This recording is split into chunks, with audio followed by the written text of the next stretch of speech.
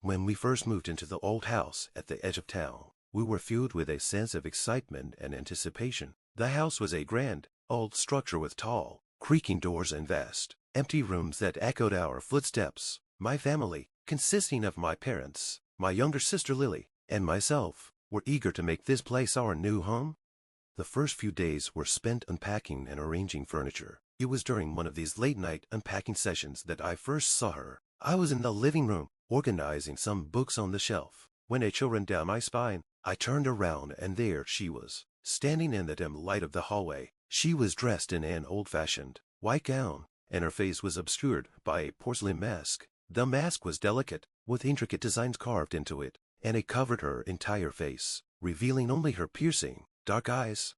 At first, I thought it was my imagination. I blinked, and she was gone. I shrugged it off and continued with my work, but I couldn't shake the feeling of being watched. That night, as I lay in bed, I heard soft whispers and the sound of footsteps outside my door. I tried to convince myself it was just the creaks and groans of the old house settling, but deep down, I knew something was wrong. The next morning, I mentioned the incident to my family. My parents dismissed it as stress from the move, but Lily seemed intrigued. She had always been fascinated by ghost stories and the supernatural. That evening, as we gathered around the dinner table, we heard a soft knock at the door. My father got up to answer it, but there was no one there. This became a recurring event. Every night, at the same time, we would hear the knock, but there would never be anyone outside. One night, determined to get to the bottom of this, I stayed up late. I Saturday in the living room, the lights turned off, and waited. Sure enough, at midnight, I heard the knock. This time, I was prepared. I slowly opened the door, and there she was, standing on the porch, her masked face looking directly at me. I felt a shiver run down my spine as I mustered the courage to speak. "Who are you? What do you want?" I asked, my voice trembling. She didn't respond. Instead, she extended her hand, revealing a small, old-fashioned key. She gestured for me to take it. Hesitantly, I reached out and took the key from her. As soon as I did, she disappeared into the darkness.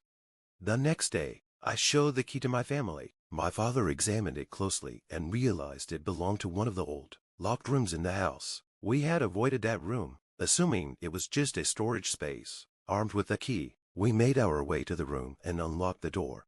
Inside, we found a small, dusty study filled with old books, papers, and various trinkets. It looked like it hadn't been touched in years. As we sifted through the items, we discovered an old diary. The diary belonged to a woman named Eleanor, who had lived in the house many years ago. Her last entry detailed a tragic story of love and betrayal. She had fallen in love with a man who had promised her the world, only to steal a precious family heirloom and disappear, leaving her heartbroken and destitute. She wrote about how she would wear the mask to hide her shame, and vowed to retrieve the stolen item one day.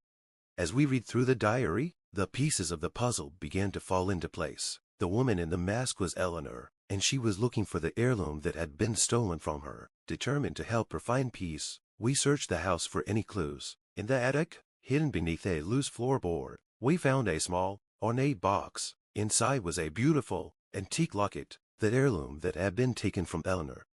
That night, I placed the locket on the front porch and waited. At midnight, the woman in the mask appeared once again. I held out the locket to her, and for the first time, she removed her mask. Her face, though pale and ethereal, was filled with gratitude. She took the locket, and with a gentle smile, she faded into the night, finally at peace. From that moment on, the knocking ceased, and the house felt lighter, free from the lingering sadness of Eleanor's spirit. My family and I continued to live there, always remembering the woman in the mask and her tragic tale. Life returned to normal in the old house, but the memory of Eleanor and her masked visage remained etched in our minds. We continued to uncover bits and pieces of her story, finding hidden notes and letters tucked away in the nooks and crannies of the house. Each discovery painted a clear picture of the life she once lived and the love she had lost. One evening, as we gathered in the living room, Lily brought out an old photo album she had found in the attic. It was filled with sepia-toned photographs of Eleanor and her family. There were pictures of her as a young girl, playing in the garden, and later as a young woman, standing beside a man who must have been the lover who betrayed her. The album gave us a deeper connection to Eleanor, transforming her from a ghostly figure into a real person with hopes, dreams, and heartbreaks. Our lives were touched by her story, and we felt a sense of responsibility to honor her memory. My father suggested we restore the old study to its former glory. As a tribute to Eleanor, we spent weeks cleaning, painting, and redecorating the room. We carefully arranged her books and papers, creating a space that felt warm and inviting.